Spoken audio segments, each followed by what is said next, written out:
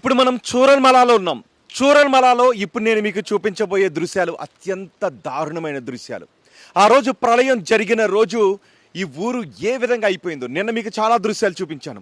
ఇప్పుడు మరో చోటుకు వస్తే ఇక్కడ అత్యంత హృదయ విదారక దృశ్యాలు మనకి కనిపిస్తున్నాయి.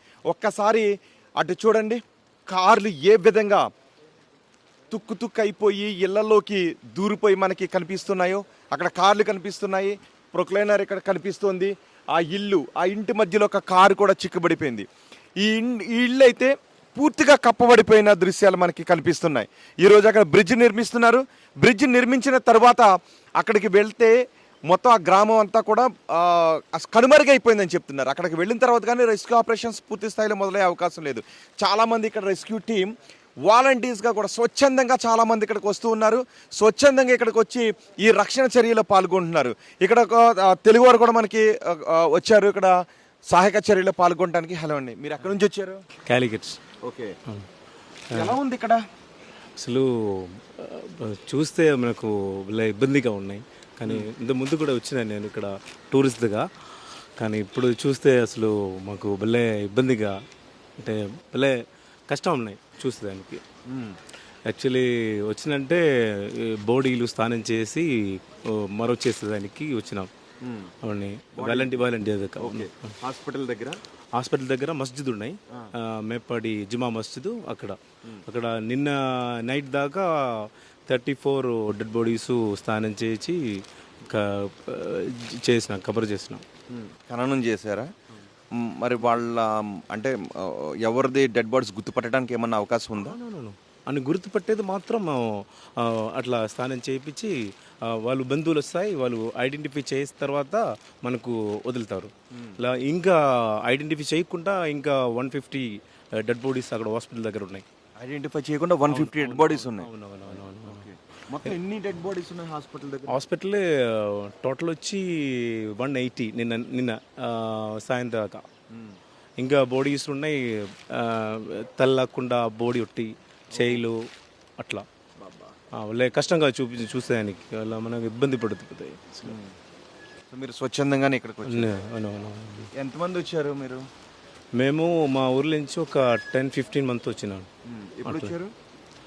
నిన్న తెల్లారు వచ్చినాం.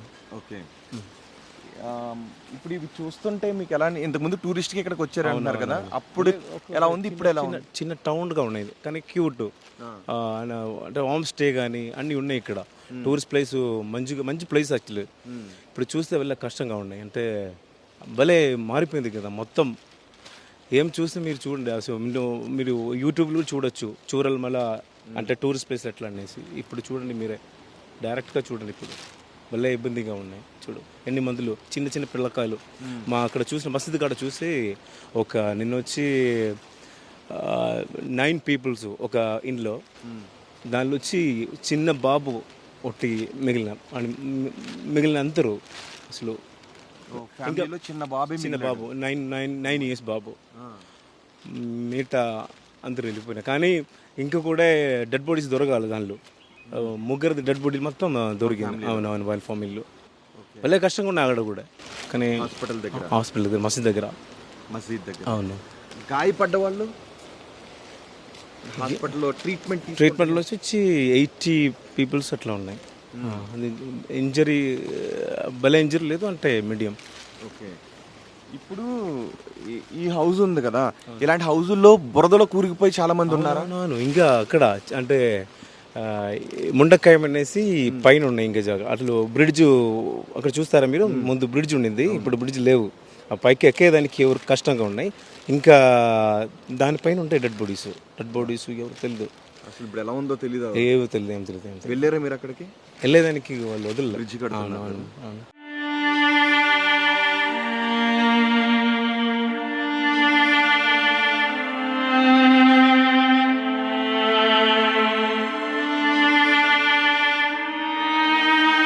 ఇప్పుడు ఈ ఇల్లు ఉంది, చూద్దాం రండి. ఒక్కసారి మన డెడ్ బాడీస్కి స్నానం అది చేయించి ఆ మృతదేహాలకి వచ్చిన వాళ్ళకి అప్పగిస్తున్నా, స్వచ్ఛందంగా నేను పాల్గొంటున్నాను. చూడండి ఇల్లు ఇంత బురద అయిపోయింది కదా, ఇందులో కూడా ఏమన్నా ఇలాంటి ఇళ్లలో ఉండొచ్చు కదా. ఇది కూడా కాదండి, అసలు మొత్తంగా మట్టి మట్టిలో లోపల పైన లోపల ఉన్నాయి. ఇంకొక ఇక్కడ నిన్న వచ్చి ఒక ఒక అతను చెప్పినాడు ఏమంటే, నిన్న తెల్లారా ఇద్దరు, ఒక బాబు ఒక పాప. బాబు వచ్చి 2.5 years, పాప వచ్చి 4 years. వాళ్ళిద్దరు అమ్మ ఏం చేసినా అంటే, ప్రళయం వస్తుంది చూసా కదా, ఈ ఇద్దరు పిల్లకాయలనే బర్త్ పైన పెట్టేసింది. బర్త్ పైన పెట్టేసి అమ్మ వెళ్ళిపోయింది. వాళ్ళు ఇద్దరు పిల్లకాయలు ఏమంటే మొన్న నైట్ జరిగినాయి కదా, నిన్న తెల్లారా దొరికింది వీళ్ళిద్దరు. అంటే బతికే ఉన్నారు, పేరెంట్స్ అంతా చనిపోయారు. భలే కష్టం అసలు. ఒక్కొక్క న్యూస్ చూస్తే మనకు భలే కష్టంగా ఉంటాయి. అసలు మీకు ఏమనిపిస్తుంది, ఇదంతా కంప్లీట్ అవడానికి ఎంత టైం పడుతుంది అనిపిస్తుంది? ఇంకా డెవలప్ చేసానికి అయితే అంటేనా ఎవరు లేదండి ఇక్కడ. యాక్చువల్లీ ఏమంటే ముండకాయం వేసి పైన వచ్చి 85% వెళ్ళిపోయింది. అవునవును. చూరల్ మళ్ళీ ఇక్కడ వచ్చి ఒక 75-80 దాకా ఇక్కడ కూడా వెళ్ళిపోయింది. అందుకే అసలు ఎవరికి వాళ్ళ మనం ఫుడ్ ఐటమ్స్ కానీ బ్లాంకెట్స్ కానీ తెచ్చేసి ఎవరు లేదు, బతికే వాళ్ళు ఎవరు లేదు. 25% బతికింది వాళ్ళంతా వెళ్ళిపోయినాక. ఆ బాడీస్కి మీరు స్నానం చేయించి ఇది చేపిస్తుంటే మీకు ఏమనిపిస్తుంది? నిన్న నైట్ వచ్చి స్నానం చేపిలే, మనకు ఇంకొక మట్టితో ఒక తాయమమైన ఒక కర్మాలు ఉన్నాయి, అది చేపించిన. ఎందుకంటే బాడీ ఎలాగ ఇదైపోయింది. మళ్ళా మనం మిట్టితో తాయమం చేసినాం, నీళ్లు పెట్టేదానికి ఇది లేదు అంటే అట్లాగా. అవునవునవును. ఇప్పుడు బాడీస్ ఇంకా అవునవును ఇంకా దొరికే అంత మనం తాయమం చేపించేసి స్నానం చేపించేసి కఫన్ చేపించి వేస్తాం. ఇప్పుడు 2 days అయిపోయింది కదా, ఎవరైనా ప్రాణాలతో దొరికే అవకాశం లేదండి. ఎవరైనా చిన్న చిన్నగా ప్రాణంతో ఇప్పుడు చాలా హృదయవిదారకం. ఫహద్, ఆ బాడీస్ని అలా చూసినప్పుడు మీకు ఏడుపు వస్తుందా? మాట రాలేదండి. అలాగే నేను డైరెక్ట్ చూసాగా, అందుకని చిన్న పిల్లకాయలు కానీ 5 years 7 years. ఇంకా బాధ అంటే వాళ్ళు పేరెంట్స్ బతికే వాళ్ళు వచ్చి ఎవరు లాక్కుంటా వాళ్ళు ఏడ్చేది మనకు చూసేది కావద్దు అసలు. మళ్ళీ కష్టం అక్కడ ఉంటే.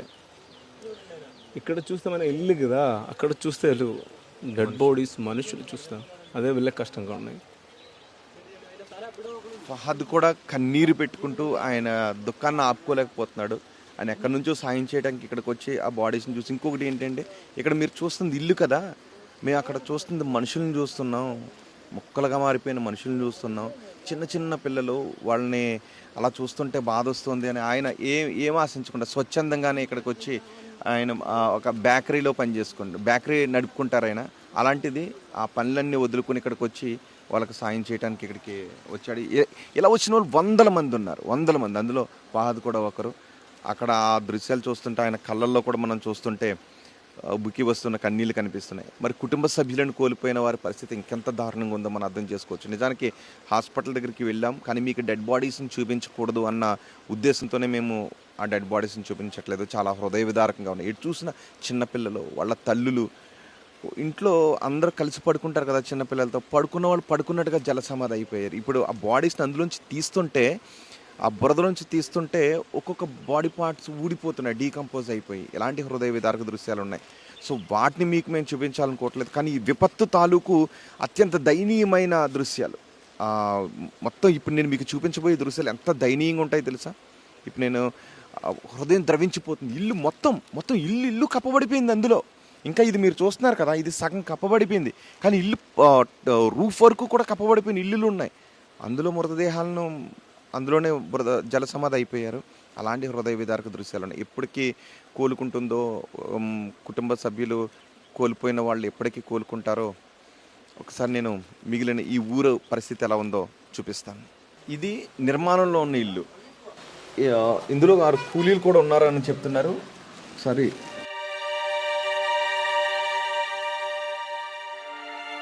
ఆ రోజు ఇందులో కూలీలు ఉన్నారు కొంతమంది అని చెప్తున్నారు. మొత్తం ఇందులోకి ఇంటి లోపలికంతా కూడా బురద వచ్చేసింది. బహుశా మనం అడుగు వేస్తే కూరిగిపోయే అవకాశం ఉంటుంది. అందుకే సేఫ్గా నేను ఇక్కడ నిలబడ్డాను. కొన్ని తిరిగారు కర్రలు ఇవి పట్టుకుని ఇందులో. ఇది నిర్మాణంలో ఉన్న ఇల్లు కదా. సో ఆ రోజు ఇంటి లోపలికంతా వచ్చేసింది. ఆ ఇంటి కూలీలు చాలా ఎక్కువ మంది కూలీలు కూడా చనిపోయారు ఇక్కడ. సో ఇక్కడ మనం చూస్తే ఇక్కడ వరకు మార్క్ కనిపిస్తుంది. ఈ కిటికీ ఉంది కదా, ఈ కిటికీ పై వరకు మార్క్, ఈ వాటర్ ఫ్లో అయిన మార్క్ కనిపిస్తుంది. చూడండి, పెద్ద పెద్ద దొంగలు ఇళ్ళలోకి వచ్చేసాయి. ఇంత పెద్ద పెద్ద దొంగలు ఆ తలుపులను తోచుకోండి. నిజంగా చెప్పడానికి చాలా బాధగా ఉంది. చూసారా ఎంత పెద్ద దొంగలో. ఇవి కిటికీలోంచి బయటికి వెళ్ళలేవు కాబట్టి ఇవన్నీ ఇక్కడ ఆగిపోయాయి. కొన్ని చోట్ల ఏమైందంటే మృతదేహాలు కొట్టుకుంటూ ఆ ఇళ్లలోకి, ఆ రాళ్ల కిందకి, ఇలాంటి ఇళ్లలోకి వచ్చి దూరిపోయినవి కూడా ఉన్నాయి. ఇప్పుడు వీటి కింద కూడా ఎవరైనా ఉండొచ్చేమో అనే అనుమానాన్ని కూడా వ్యక్తం చేస్తున్నారు. కానీ ఆ స్థాయిలో ఇన్ని ఇళ్లలో ప్రతి అణువణువును గాలించాలి అంటే కష్టం. ఫస్ట్ ఎవరైతే అక్కడ బతికి ఎవరైతే ఉన్నారో వాళ్ళని ఇమ్మీడియట్గా రెస్క్యూ చేస్తున్నారు. కానీ ఈ బురదలో కూడా ఎవరైనా ఉండొచ్చు అని అనుమానాన్ని వ్యక్తం చేస్తున్నారు. కానీ వాళ్ళని వెలికి తీయాలి అంటే మాత్రం ఇంకా కొన్ని రోజుల సమయం పట్టే అవకాశం ఉంటుంది. ఇది నిర్మాణం పూర్తయింది, అంటే సగం దాదాపు కంప్లీట్ అయిన ఇల్లు.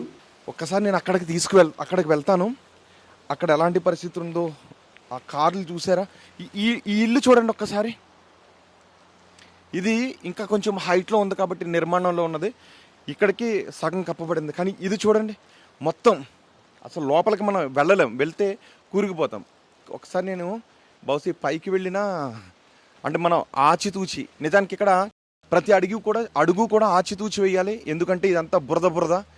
ఏ బురదలో ఏం జరుగుతుందో తెలియని పరిస్థితి ఉంటుంది. ఒక్కసారి అడుగులు ఉన్నాయి కాబట్టి, అంటే ముందు వెళ్ళిన వాళ్ళ అడుగులు ఉంటాయి కదా, మనం అడుగు జాడల్లో మెల్లగా మాత్రమే వెళ్ళాలి.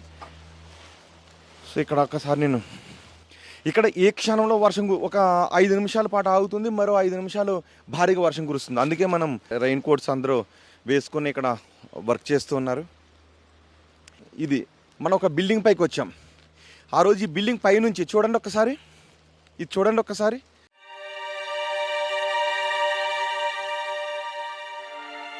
బిల్డింగ్ ఇక్కడ అంత మట్టి ఈ పైనుంచి, అంటే ఈ బిల్డింగ్ పైనుంచి వాటర్ ఫ్లో అయిందని మనకి తెలుస్తుంది. ఒకసారి చూడండి, ఇది చూడండి, బిల్డింగ్ పైన ఈ పైనుంచి వాటర్ వెళ్ళింది. ఈ ఇల్లంతా కూడా దాదాపు కప్పబడిపోయిన పరిస్థితి మనకి కనిపిస్తుంది. ఎక్కడ చూసినా కూడా ఆ రోజు పొంగినటువంటి నది ఇదే. ఆ రోజు పొంగినటువంటి నది మనకి ఇదే. ఈ నది పక్కనే ఈ నిర్మాణాలన్నీ, గ్రామం మొత్తం ఇక్కడే ఉంది.